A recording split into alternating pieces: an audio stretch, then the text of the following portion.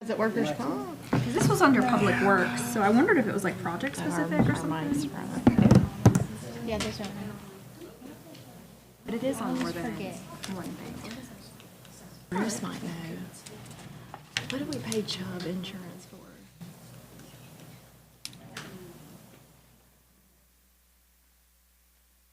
Oh, property. Okay, property. Okay, that makes sense. It is now 6 p.m. and we're going to call our meeting to order. We're going to ask our scout to come forward, Wesley One, and lead us in the Pledge of Allegiance.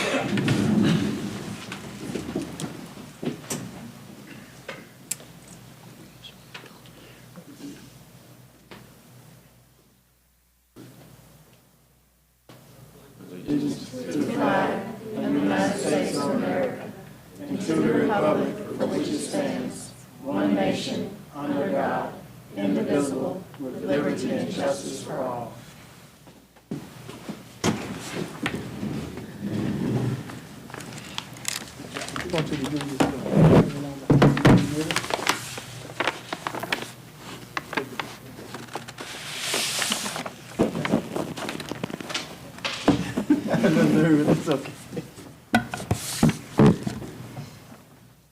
We're going to ask Alderman Ketchum that he'll do our invocation. All right.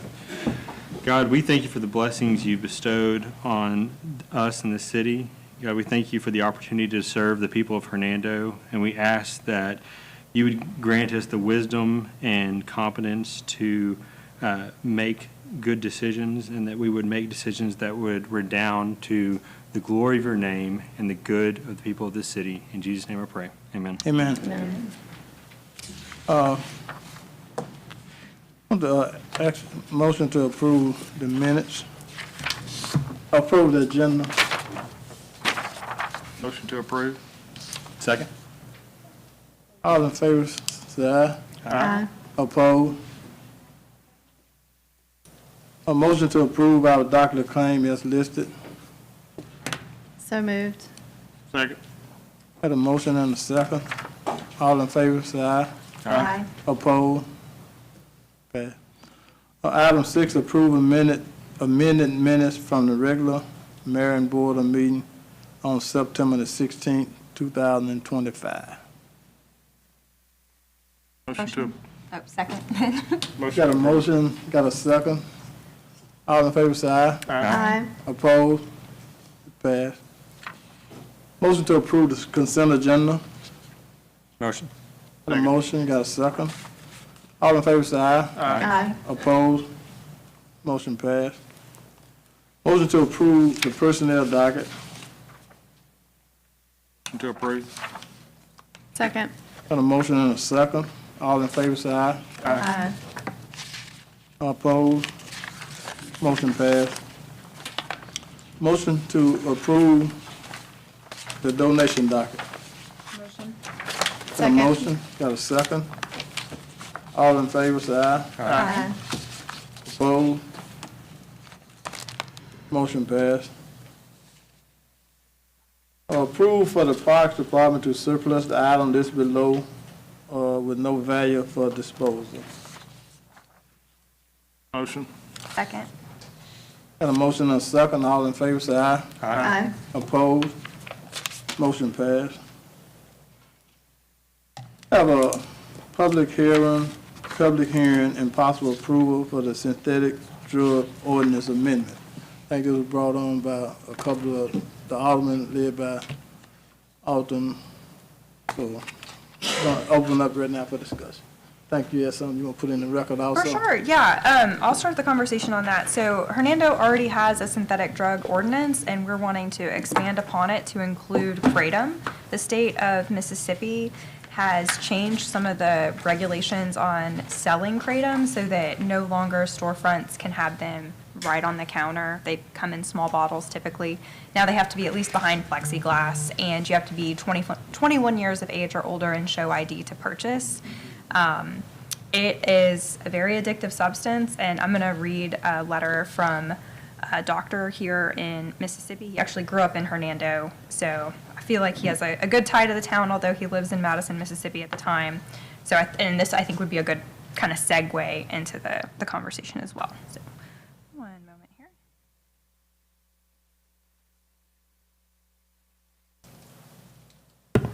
Okay, so this is a public statement by Dr. Hunter McClendon. He's a board-certified psychiatrist. As a psychiatrist dedicated to protecting public health, I strongly urge the City of Hernando to prohibit the sale and distribution of kratom within this community. Kratom is often marketed as a natural or safe substance, but I have seen firsthand the serious harm it can cause. In my work as an inpatient psychiatrist at an inpatient psychiatrist hospital, I have personally treated several patients suffering from severe withdrawal caused by kratom use. Kratom contains compounds that act on the same receptors in the brain as prescription opioids, producing similar pain relief and euphoria. Because the body adapts to these effects, users can quickly develop dependence and experience intense withdrawal symptoms when they stop. Many patients initially believed kratom was a harmless herbal supplement. By the time they sought help, they were experiencing agitation, muscle pain, insomnia, and profound mood instability. People seeking relief from mental illness are particularly vulnerable as they may turn to substances marketed as natural remedies only to become addicted. These are not theoretical risks, they're real cases unfolding in our healthcare system right now. I want to emphasize that I have no financial or personal interest in this recommendation. While unrestricted access to psychoactive substances like kratom could increase demand for medical care and generate more business for physicians like myself, my position is based solely on concern for public health and harm reduction. My goal is to protect the health and safety of the community, particularly adolescents and other vulnerable individuals. Kratom is widely available locally with little oversight. Its accessibility normalizes substance use among teens and young adults, placing them at risk for long-term addiction and mental health complications.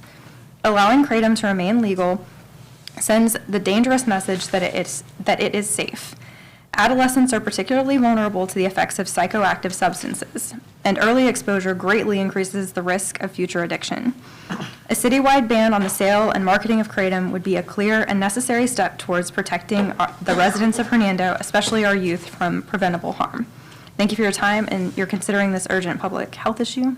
Hunter McClendon, MD, board-certified psychiatrist. At this time, there's 2 other cities in Mississippi that have banned kratom. I think they are Madison, where Hunter lives, and I know for sure Oxford. To be clear, the way that our ordinance is written, for something like kratom that can have some medicinal use if it's under a doctor's guidelines with, I mean, a dose makes a poison, right? So they're able to dose it out appropriately. The way that the ordinance is written, it's okay to have a doctor prescribe that out, if that makes sense. So I just wanted to clarify that. It's not like striking it in that way. So if somebody knows what they're doing, dosing it out, that's different than going to the gas station and deciding, I'm going to get 6 bottles or whatever. Any other aldermen have any comments at this time? I mean, all I'll say, I think I've said this before, that, you know, I've known several people, several friends, family members that have gotten on this, and it has had horrible impacts to their life. And, you know, it's one of those things where you start it and you want more and you want more and you want more. And I think it's difficult to overdose, right? I mean, I'm sure you've researched it more than I have, but it does, like, people have basically gone broke just trying to get more and more to get their fix, basically. So, I mean, I think it would be good to ban it within city limits. I mean, as long, you said it can be prescribed, but it can't, you know, Exactly. not over the counter, so. Yeah. Okay. So, and you're exactly right, Alderman Kitchens, it's almost like this size vial. This is a hand sanitizer, but it's about this size container of kratom that you can get at gas stations in Hernando, DeSoto County. That's 4 doses. I don't know many people that would think that's 4 serving sizes of anything. And also it is very expensive. I think it's typically around $20 for one of those little vials. And if you start on something younger, then tolerance builds up too. And it's something that makes you really want it more. So sure. It's like you'll just keep going and spending, and a lot of people, some people destroyed their lives with it. So, Yes. yeah. Anyone else on the board have any comments before we open it up? Anybody else? I just wonder, do y'all think, I know that Kratom has not been around for very long, or I don't think it's been around for very long. Other things can pop up. Do y'all think that the number 7, any similar structural analogs, kind of covers if something else comes up, so we don't, or do we just need to kind of pay attention and So the adjust this if version, needed? the version that's printed is in our packet is the existing ordinance. It's not the revised one with anything added into it. Oh. But I agree with you. And I had actually made in my notes from the ordinance meeting, like insert Kratom, but there's also like so many street names. And they're always something, to Alderman Kitchen's point, like calming, like zen this and, you know, relaxing that. But there's a lot of like street names for it. I think it might be a good thing to tag that in on there as well, so that then we're not having to like keep revising it. Right, okay.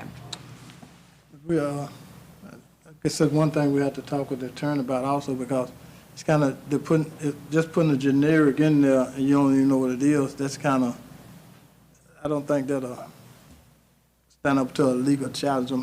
I yield to the attorney. Well, what I'll say is that we reviewed the proposed ordinance changes, the amendments, and we have no issue with them. So as they are right now, and that's really any changes that need to be done is something that we need to look at. What are the changes that you see? Because the version that we were printed and like given is the same version that like is active right now. We didn't get a draft of the changes. I can talk with the. I'm sure it's in this section that Natalie's looking at, 22-143, where it lists out the prohibited drugs and chemicals. And so we were going to slot something in at 7 and bump 7 down, which 7 just says any similar structural analogs. Yes, I'll certainly have to speak with the city attorney about the specifics Okay. of that. Perfect. But specifically, what he and I discussed is that any changes that the amendments we had made to include that would be acceptable. And what we can do is, also, if some things that you might want to add in, send it to the city attorney, and he'll be able to incorporate that all in if it passed the challenge. Since this has been also announced and published on September the 4th, 2025, for to have a public hearing on this also. So if anyone else on the board don't have any comments, we're going to open it up now and see if anyone in the audience have any comments they'd like to make.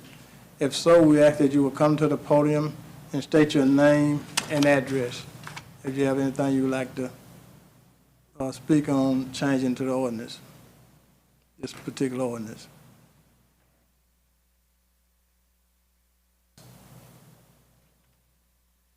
It appears for the record that no one has chose to say anything, so I think we need to entertain a motion to ask the attorney to proceed with drafting up an ordinance and then with the other changes that will be forthcoming from the board members.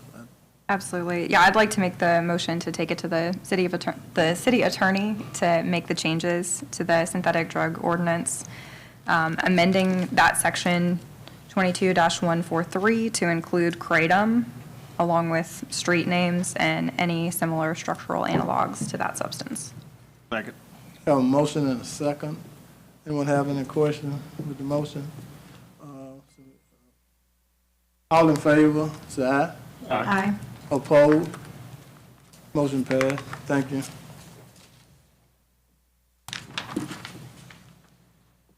Next, we have the public hearing and possible approval for the Civic Center Energy Station Annex Ordinance Amendment that you have before you also.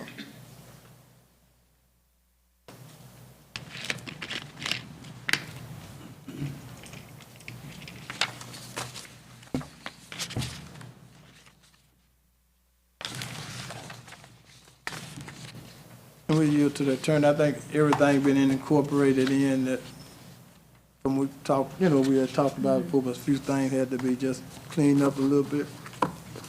That's correct. Yeah. This proposed ordinance is complete and includes all existing and proposed additions to the city limits. Anybody have any questions about that? And since there again, this is a public hearing to amend this annexation ordinance that was published on September 11, 2025. So there again, does anyone in the public have any comments on this proposed amendment to the Civic Center Energy Station Annexation Ordinance for the city of Hernando? If so, we ask that you will come forward, state your name and your address. For the record, then, it appears that no one in the public have any comments. So we will entertain a motion. So just to clarify to everyone, this is the Civic Center, not the Saddle Club, correct? Right, it's not South Club, it's. And Yeah, it just was- the energy. So this is just the Civic Center plus some commercial property is what we're doing. Okay. Definitely out, not in there. We'll make sure that, Yeah. Okay. Can I make one comment? yeah, It does include some Robinson Gin Road. Okay. yeah. So that we can, Have city limits on both sides of the road. and that's so that we can have our police on the road to direct traffic and things? Yes. Okay. So Robertson Inn Road, Civic Center, excluding the Saddle Club. Right. And then the Entergy Power Station, and that's it. Right. So the city limits on Robertson Gin Road would go down just at the south side of the Civic Center. So that both sides of the road would be in the city. Gotcha. Taking in no residential area though.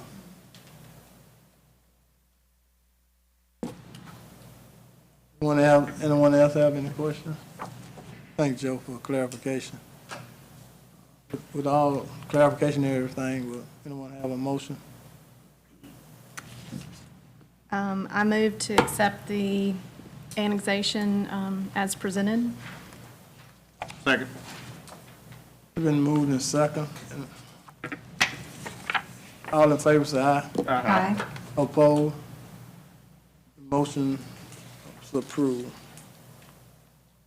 Item 13, approved to designate Kayla McMullen as the Mississippi Intercept Company Debt Set-Off Coordinator. And if you're not aware, this is a program that the Mississippi Municipal League have available for a channel in order for cities to collect unpaid fines or anything, any unpaid money that the city have out there.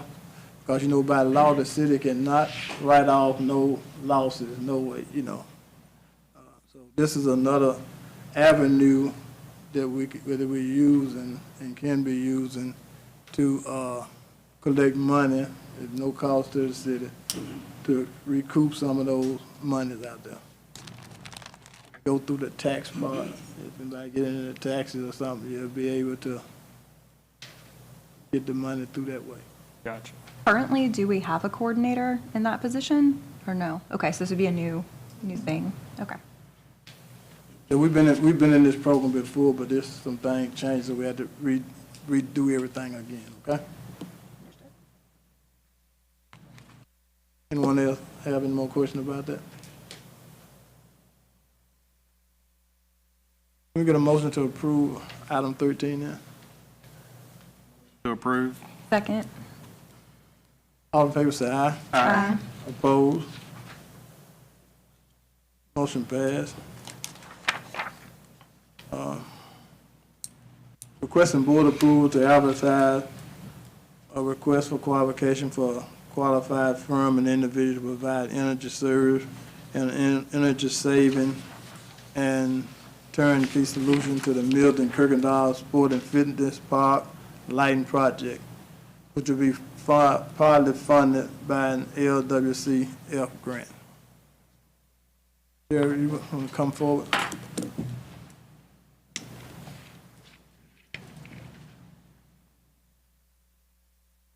Hey, everybody. So this is a request to advertise for, like Alderman Miller said, RFQ services. It's I'll just go ahead. This is very similar to the one that's right behind this, but because this is an LWCF funded grant, we got directed that it needs to be sectioned off and its own project and not combined with anything else. So backtrack a little bit. So Gio Matheny wrote the grant. We were approved for an LWCF grant, and it's in the current budget. This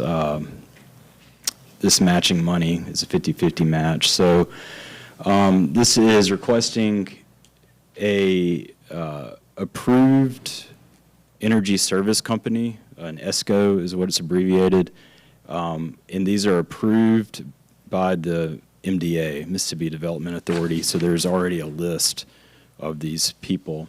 And what they provide is a turnkey solution for these LED sports lights, which is what the grant's for at Kirkendall Park. This is the same process we went through with the soccer complex two years ago. So if approved, it would start advertising on the 16th. It would also advertise on the 23rd, and the deadline for RFQs would be November 17th at 10. Anyone have any questions about park director?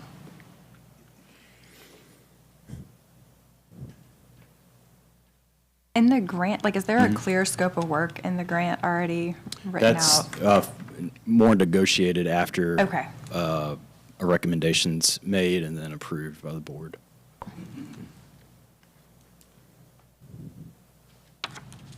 Anyone else have any questions or comment? We get a motion now? Motion to approve. Second. Got a motion and a second. All in favor, say aye. Aye. Opposed? Motion passed. So I guess you just stay right there then. Item 15, request board approval to advertise for RFQ for qualified firms or individual provide energy service for energy saving and turnkey solution to a variety of projects included but not limited to HVAC upgrade and new roof for a portion of the Gale Center. So similar process on this, and because it needed to be its own contract project, and I guess for your last question, Alderwoman Clendon, the scope of work's negotiated, so we know we need a new roof at the Gale Center. We would prefer for HVAC to also be done at the same time if it fits into the budget. So that $750,000 loan that was taken out for this budget year would be the funding mechanism for that. And if the money makes sense based on what we get back, then that's what we'll do, but we'll stay in that. But if we didn't do it at the same time, it would be more costly later to do the HVAC, if we had to replace the HVAC, right?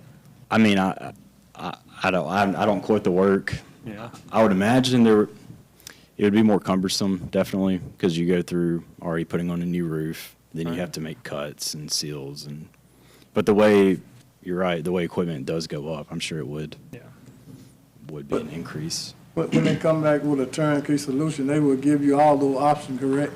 Yes, sir.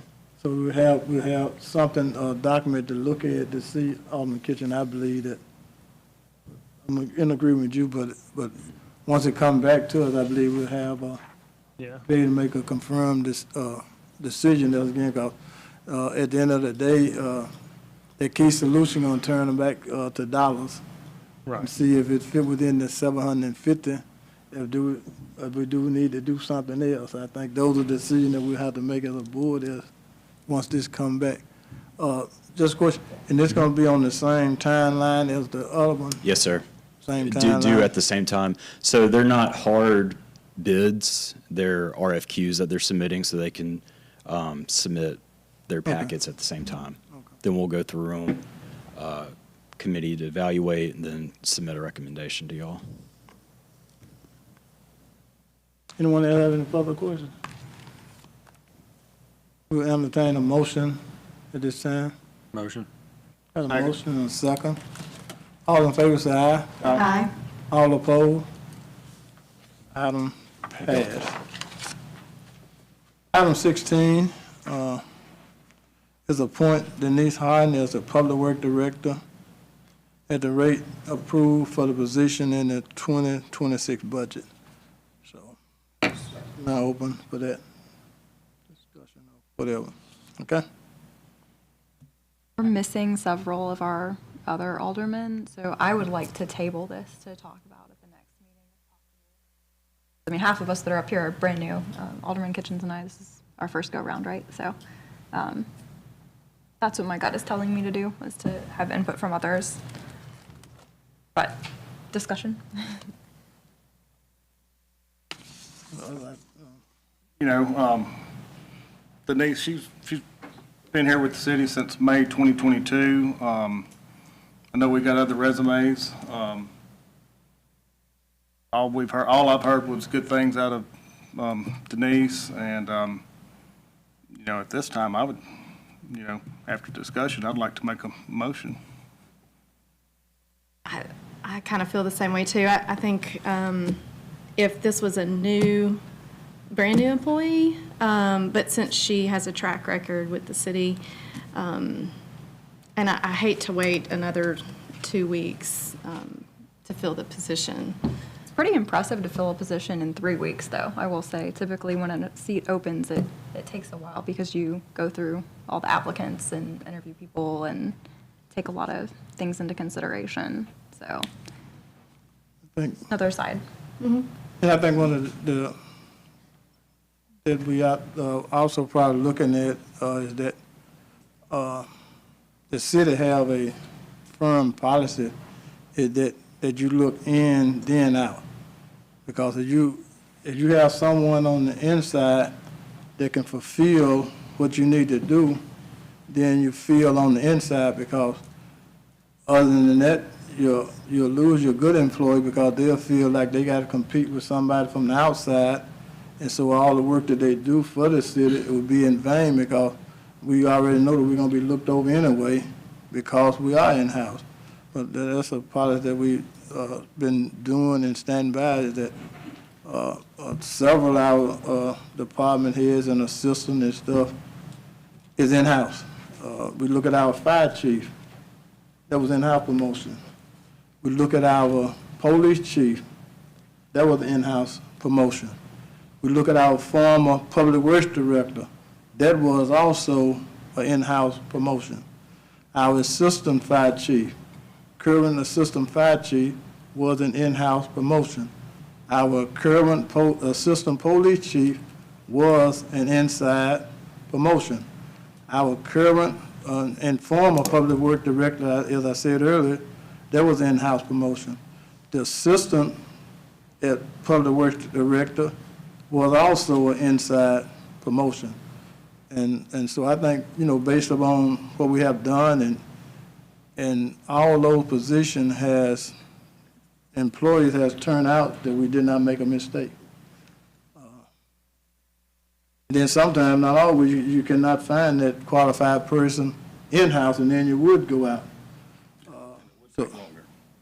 So just like, I want to make sure we don't miss it, like our city planner, we had to go out. That was a nightmare. Because, and the one prior to him, we had to go out with, Keitra Cobb was the public works, city planner before Austin. So we definitely look inside first, and if we can't fill it, it don't work out, then we go outside. I hope that answers the question about the timeline, and it's easy to do it quick like this when you got good people. That's just my summation. I'm pretty sure that many of y'all did not know that all our assistants and chief was inside promotions.